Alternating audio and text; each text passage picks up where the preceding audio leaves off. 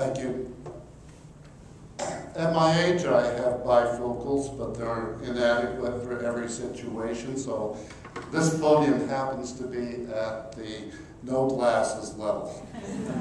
Thank you all for coming.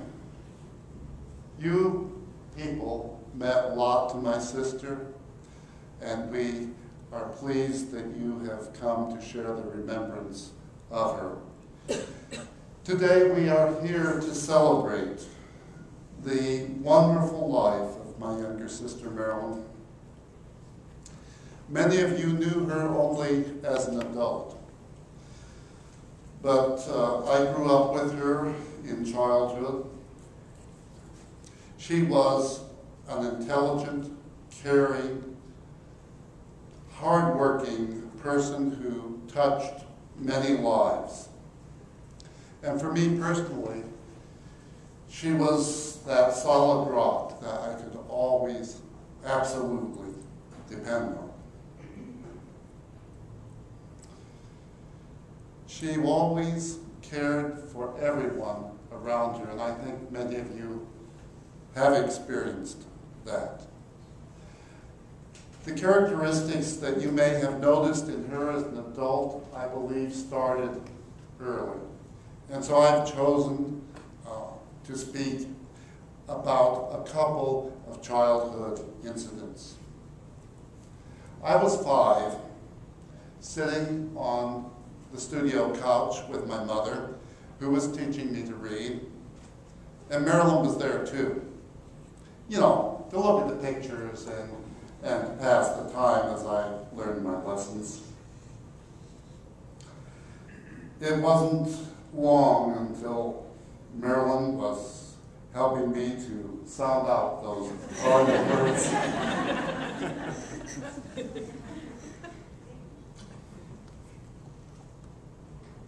When I was in the 3rd grade,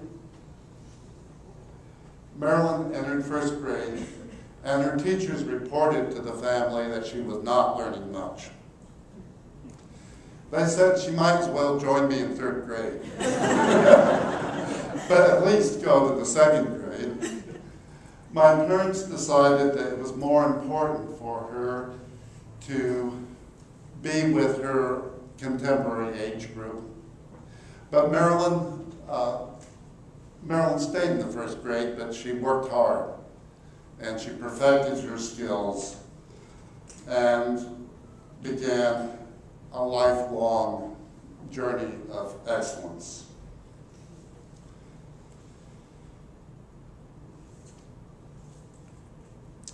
Later, I remember a day in May. It was a day when I had finished my college exams that year.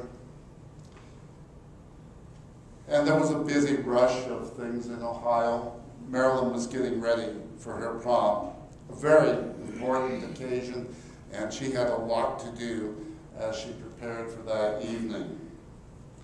We lived on a farm with an extended family.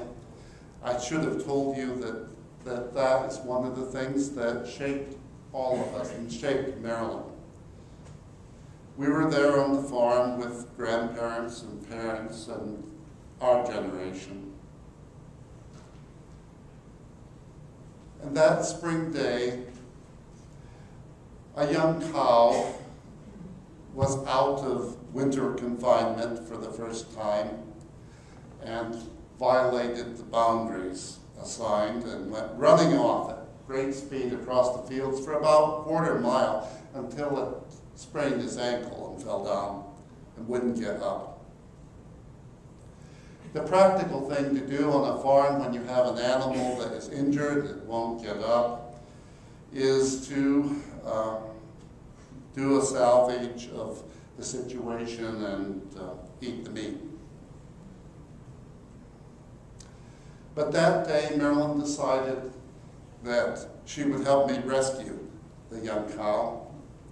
So we went out that quarter mile away from the barn, and with Marilyn having her arm around the animal's neck and me on the other side, she encouraged the young animal to take one step at a time, and then another. A quarter mile was a long way, one step at a time. And by the time we got back to the barn, Marilyn was thoroughly sunburned for her prom. But the animal recovered fully.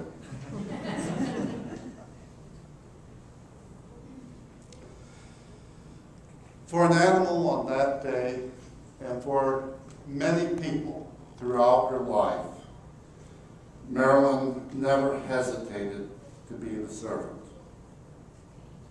Marilyn was the mentor who served with energy and compassion her whole life long.